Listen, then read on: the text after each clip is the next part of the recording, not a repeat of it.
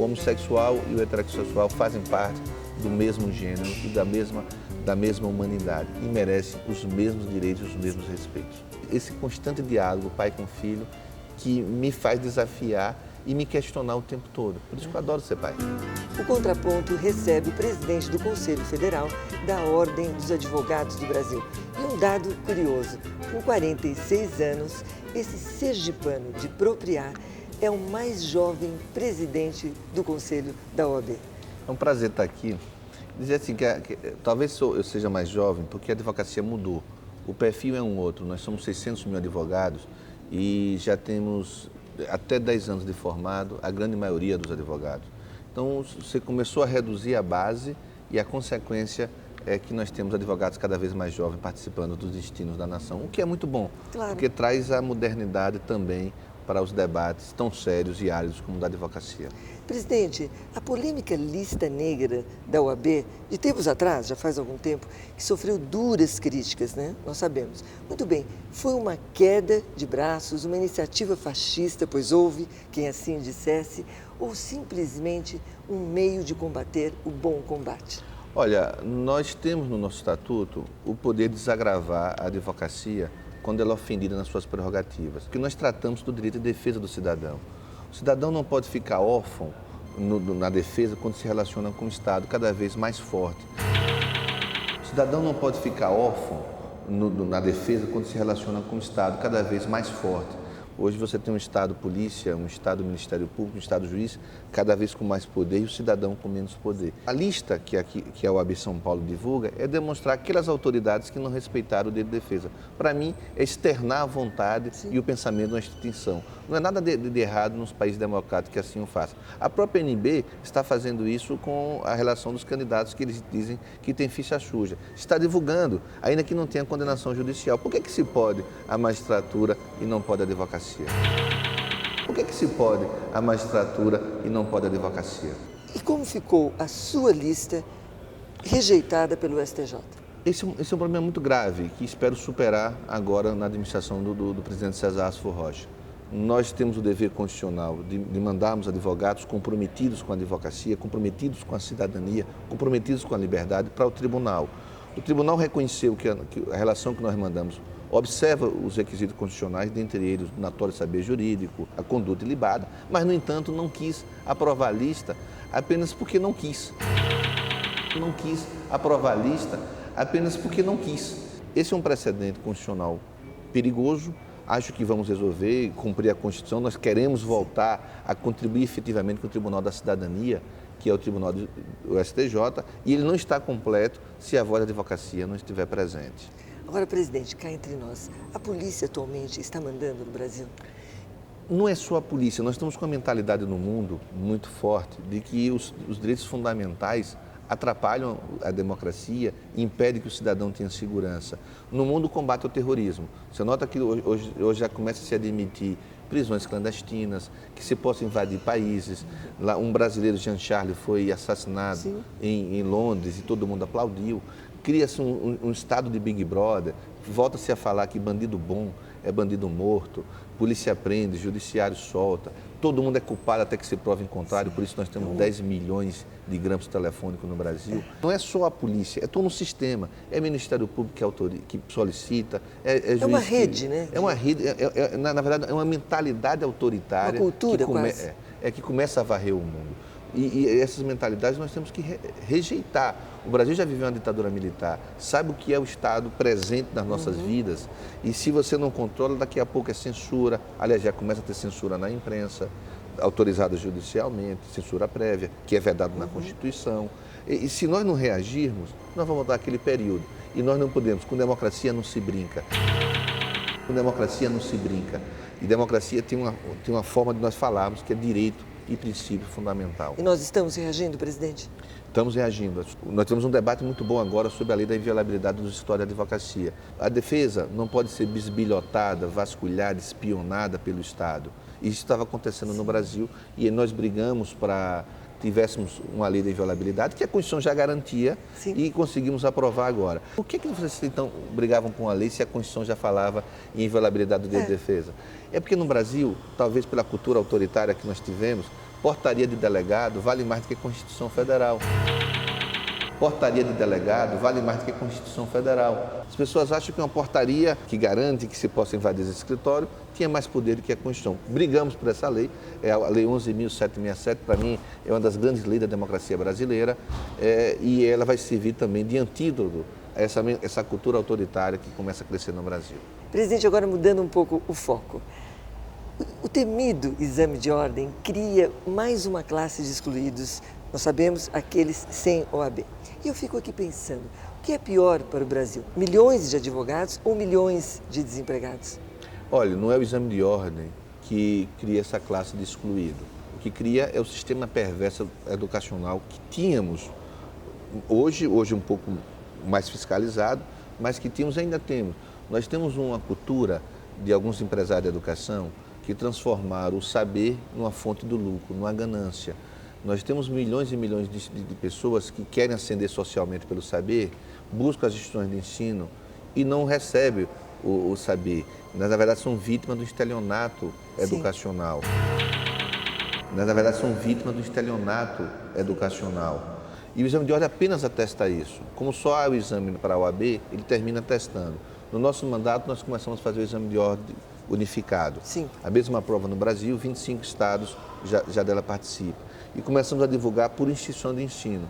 E aí, Cacilda, você começa a desmistificar que o exame de ordem é duro e draconiano e que pensa em reserva de mercado. As boas instituições de ensino, eu vou repetir, as boas instituições de ensino aprovam 80% a 90% dos inscritos. Nós tivemos um exame de ordem que quem melhor aprovou foi uma instituição estadual do interior da Bahia. Mais do que essas instituições famosas. Agora, o grande problema é que nós temos Também várias... tem um pouco aluno, né, nisso tudo. Então, mas esse que é o problema. É que nós temos várias instituições que reprovam 100% dos inscritos. E aí não é o exame que está ruim, essa instituição é que não presta. É por isso que nós firmamos uma parceria com o MEC, buscando a qualidade do ensino. E agora o MEC anunciou, agora no finalzinho de agosto, o fechamento de aproximadamente 25 mil vagas ano. O que significa 125 mil estudantes ludibriados a menos no Brasil. Mas o número no Brasil é muito alto de estudantes. Eu acho que nós podemos até mudar o foco.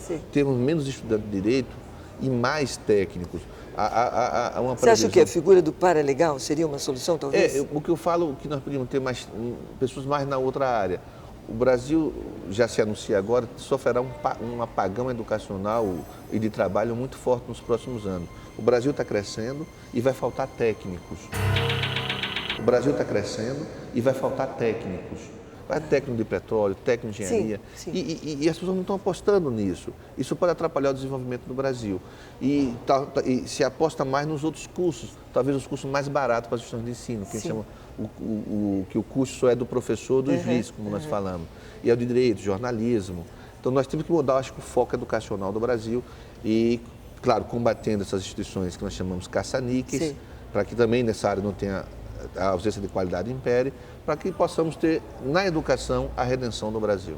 Pois é, presidente, e por falar em trabalho, o senhor, como presidente da União dos Advogados da Língua Portuguesa, desenvolve uma missão respeitadíssima na África. Conte, doutor César, que o telespectador quer saber. Olha, eu acho que o ser humano não deve ser tratado apenas no que se refere à sua fronteira. O ser humano tem que ser universal. E a ONU tem essa compreensão universal e participa de vários institutos internacionais. E eu agora tenho a honra de presidir a União dos Advogados da Língua Portuguesa. E aí nos aproximamos muito mais dos países da África. Nós temos que ajudar mais a África, ajudar a melhorar o sistema africano, que quase todos saíram de ditaduras, quase todos saíram de guerra civil. Um povo sofredor, né? Claro. E a independência foi muito tarde. E havia uma lógica perversa de que não se devia até distribuir saber, jornais nesses lugares, porque quanto mais livre, quanto mais sábio o povo, mais se rebelaria contra a dominação, contra a metrópole. E aí nós estamos agora num trabalho uma privação de tudo. Claro, nós estamos ajudando muito esses países africanos. A nossa intenção é melhorarmos o Poder Judiciário, transferir a tecnologia do Brasil para lá. Já conversei com todas as ordens desses advogados, com primeiros ministros. E eu acho que nós podemos ter logo uma atuação mais conjunta. E ajudar o Brasil. O Brasil tem interagido muito com a África. Tem várias empresas brasileiras lá na África. E se nós divulgarmos o intercâmbio jurídico, Sim. nós vamos ajudar as próprias empresas brasileiras a superar os obstáculos que lá têm. Não numa visão colonizadora, de que nós somos melhor do que eles, mas uma visão de irmãos, que é bem típico do Brasil. Sim. O Brasil trata as pessoas com igualdade. E é com igualdade que nós estamos tratando Isso os advogados. é solidariedade, não é, africanos. presidente? Isso é solidariedade. O Brasil é solidário. Talvez também por termos sofrido também o crime de escravidão, saber na pele e o que é Já temos a experiência do genocídio dos índios. Nós vivemos muito desses problemas que tem vivido o mundo, vivendo na experiência do sofrimento. Eu acho que o sofrimento aproxima mais as pessoas, transformando essa dor em solidariedade. E o Brasil é muito solidário na sua relação internacional. Bem, uma pequena parada. Não vá embora, que daqui a pouco nós voltaremos com o presidente do Conselho Federal da Ordem dos Advogados do Brasil, Dr. César Brito. Até já.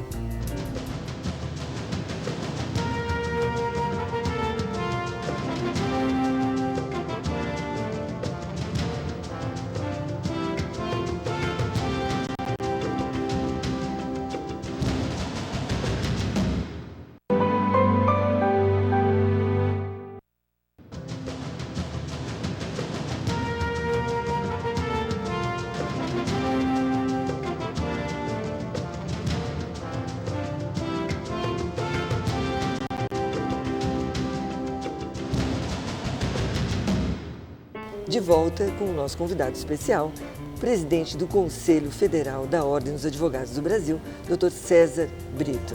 Presidente, todos o conhecem apenas como César Brito, não é? Na verdade, o senhor tem em seu nome um Raimundo.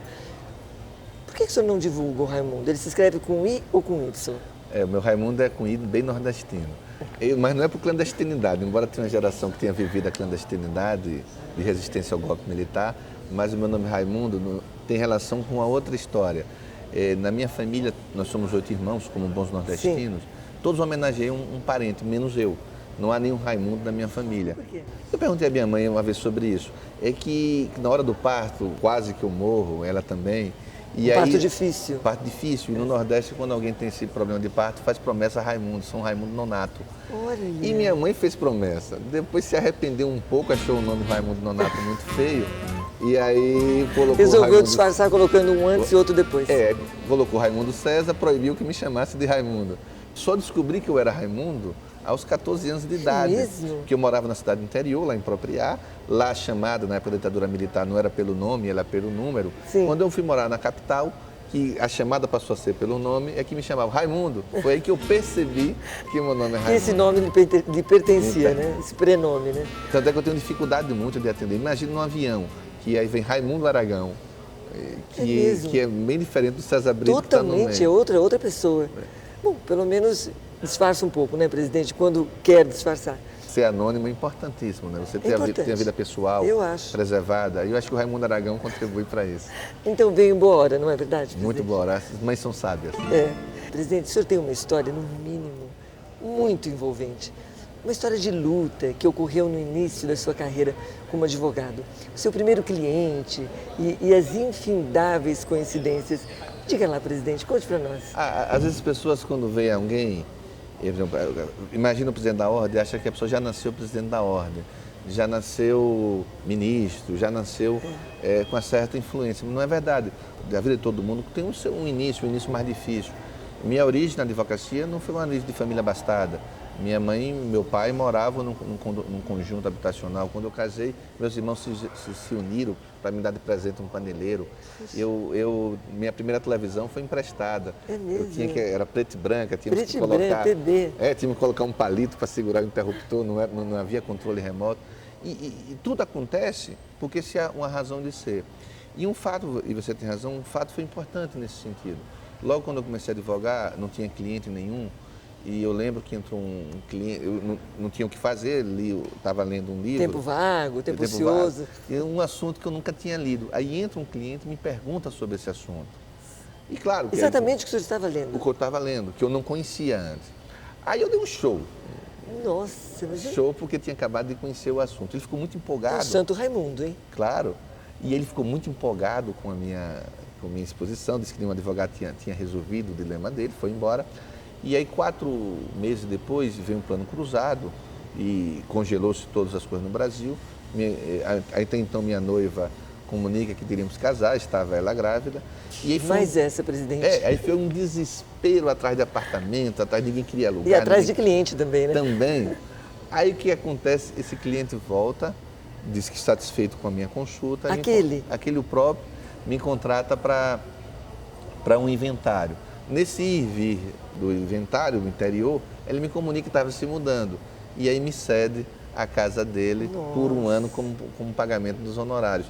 Isso foi importante, porque aí eu não precisei deixar de advogar, casei já com o local fixo. Lar, né? Foi importante para o meu casamento. Aliás, eu fui sustentado por vários anos por minha esposa, que trabalhava no banco privado. Puxa. E eu não tinha cliente e eu tenho muito orgulho de saber que fui sustentado, de dizer que fui sustentado por ela, até porque nós somos casados com comunhão universal de bens. Então, nós éramos dois povos. E é bom quando a mulher contribui também, ajuda. Então, essa passagem mostra que foi importante no meu crescimento e na minha advocacia. Agora, o que é interessante é que ele foi importante para a minha profissão e para o meu casamento. E já 15 anos depois, já estabelecido, um irmão de minha esposa me comunica que um colega dele tinha engravidado da menina e estava fugindo, porque os pais não aceitavam o casamento, por questões religiosas, pensavam eles. E eu digo, vou resolver o problema. Quando eu procuro na casa das pessoas para resolver o problema, um deles era esse rapaz, esse cliente que tinha sido importante na minha vida. O primeiro, nossa. Resultado, eu os convenci a aceitar o casamento. Presidente. E em vida, Deus me permitiu que eu retribuísse àquela família o que ela fez para mim. Os filhos casaram, ele é um médico importante na cidade, não fugiu, não interrompeu o curso de medicina. Então são coincidências boas. Cartas marcadas, né? Quase que esse é um destino, maktub, eu né? acho, é por isso que eu acho que minha atividade é uma missão. Eu, como presidente da ordem, eu não sou remunerado. Eu viajo esse Brasil todo, abandonei meu escritório. Um padre agora, quando foi rezar... É idealista, o senhor é idealista. Eu acredito que a gente tem uma missão na Terra. O padre, quando foi rezar essa sala nossa, ele entrou na minha sala e fez... Ele é padre do MST, e diz assim, esse aqui é o metro quadrado mais desocupado de Sergipe. Então, por que é uma missão mesmo? Nós não somos remunerados para ser presidente da ordem, mas temos uma remuneração que é mais importante, que é o do dever cumprido, do querer fazer o Brasil a nossa cara. E é por isso que essas coincidências, cada vez que ocorrem, me dá mais responsabilidade. Agora, mais uma, presidente. Até bem pouco tempo, o senhor cultivava com muito carinho uma barba. Pois bem, mas parece que por conta dela, na juventude, o senhor teria desconcertado um certo político. Como foi isso, presidente? Eu sempre usei barba, eu gosto da barba. O problema é que eu sou um democrata, ela estava parecendo, às vezes, um falso democrata quando se trata de vaidade. Estava muito mais branca e demonstrando uma idade que eu não tinha. E aí ninguém gosta, né? E ninguém gosta. E eu tirei a barba, e inverto a lógica, eu fico de barba nas férias e conservo sem barba durante o tempo. Mas ela revelou um interessante, que é o preconceito. Ninguém dizia para mim sobre a barba, que era coisa de bagunceiro. Sim. Depois que eu tirei, de anarquista. Né? Depois que eu tirei, dizia, você ficou melhor, você está com um ar mais sério. Daí falaram. Há um preconceito na barba. E esse episódio, eu era estudante de Direito, eu fui para uma procissão, estava numa festa de barba, me viu um político, eu estava com a camisa, como um bom estudante de Che Guevara, aí o político, na frente de todos, faz, vocês estudantes são muito subversivos, e essa barba, em homenagem a quem, né? E olhou para Che Guevara. Aí eu disse, em homenagem ao maior revolucionário que o mundo já teve, Jesus Cristo. E é isso que as pessoas têm que compreender. Nossa, desconcertou. Claro, a barba não tem relação com as pessoas, se são subversivas ou não. A barba tem na igreja os seus grandes ícones, todos usavam barba. O problema é que muda essa sociedade e a barba também ficou relacionada a revolucionários mais modernos, mais atuantes. E aí vem um preconceito. As pessoas não querem ninguém que mude, ninguém que tenha uma visão. Eles não aceitam muito isso, né? A questão da barba. Realmente ela é um pouco... E é um equívoco no mundo ocidental, baseado na Igreja Católica, que tem nos ícones pessoas que usam barbas, não gostam da barba apenas porque é ligada a Che Guevara... E Fidel, Marx, todos esses revolucionários. Não tem jeito. Agora, com barba ou sem barba, o senhor é confundido com seu tio Aires Brito? Esse é um negócio... Ou não? Sim, nós fomos sócios de escritório também, além de tio. A gente tem um dado que é interessante. Eu acho que 60% das pessoas acham que nós somos irmãos, 10% sabem que ele é meu tio, outros 10% sabem que nós somos parentes, alguns acham que pode ser coincidência, e tem 1% que nos confunde. Chama Carlinho de César, me chama de Carlinho, me dão parabéns porque sou ministro do Supremo. Nossa, isso eu gosto, né, presidente? A gente não nega. Só uma vez eu neguei. Foi quando o filho dele casou, que tem minha idade, e me deram os parabéns pelo casamento do meu filho. Não, aí eu não. sou, pai. Ninguém merece. Foi a única certo. vez que eu desmenti. Fez bem, presidente. Até porque eu tenho muito orgulho da vida dele, da tarefa Claro. dele. Ele é uma pessoa muito sensível. Nós temos, né? E a gente tem que se orgulhar de ser confundido com pessoas de bem.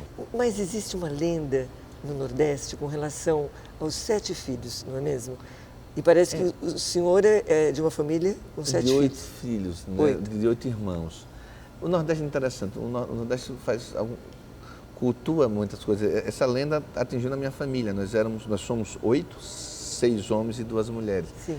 E meu irmão mais velho acreditava, como acreditavam os nordestinos, que uma das formas de virar lobisomem é termos 7 filhos, homens, e o primeiro não batizar o segundo. Você imagine na cabeça do meu irmão criança, minha mãe grávida do 7º filho. E ele achava que ele ia virar lobisomem. Um medo, E né? a alegria que foi quando nasceu uma menina.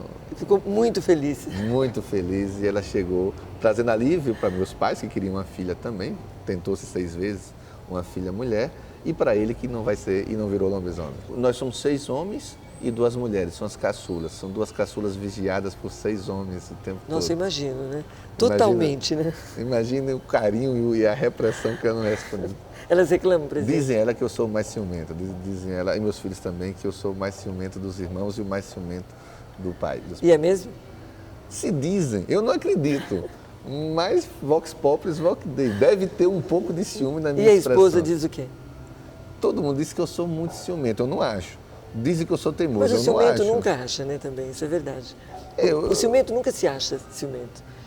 Eu acho que eu tenho muito carinho pelas pessoas. Bom, tem ciúme porque gosta, não é, presidente? verdade. Não é? Está desculpado, então, tá bem? Presidente, foi uma honra e uma satisfação muito grande tê-lo aqui no programa conosco hoje. O prazer foi meu, Cássio. É meu e eu acho que você leva vantagem no seu programa demonstrar que as pessoas são humanas. Esqueça os cargos são passageiros, as pessoas que ficam são as mensagens que ela passa. E quando você entra nas vidas pessoais, você contribui muito para essa função. Presidente, com tantas idas e vindas, esclareça uma coisa, onde é que o senhor mora, hein? Eu moro num avião. O Brasil é continental e eu tenho que estar presente onde a cidadania está, onde a advocacia está.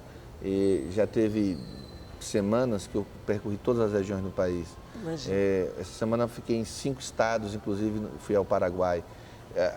Porque a gente tem que estar muito presente. Eu acho que a presença traz o afeto, a presença traz a palavra que escuta mais no coração. E é por isso que eu termino me desdobrando, é um sacrifício de 3 anos. Minha família tem compreendido muito isso. Vale a pena, né, presidente? Eu acho que vale a pena. Eu acho que o Brasil fica melhor e a gente se sente mais satisfeito com ele ao perceber que um pedacinho dele tem o nosso rosto. Madre Teresa de Calcutá dizia que às vezes nós nos sentimos insignificantes diante do oceano, mas o oceano seria menor se faltasse uma gota. Eu gosto de saber que eu sou uma gota nesse oceano de mudanças, nesse oceano que se chama Brasil.